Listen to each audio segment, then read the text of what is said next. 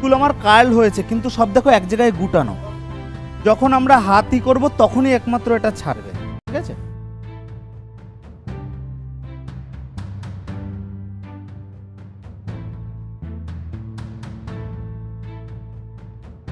আর এক হাতে থাকবে শাইন স্প্রে।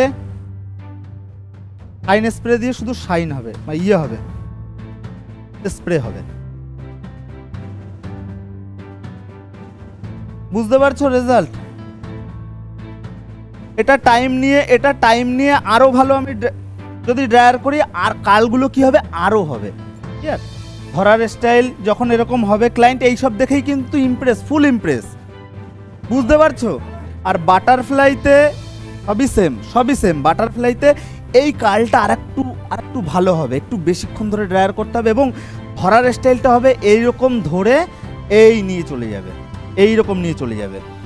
এখান থেকে এই যে কাল যেগুলো আছে এগুলো আরেকটু ডিপ থাকবে, এটাই বাটারফ্লাই।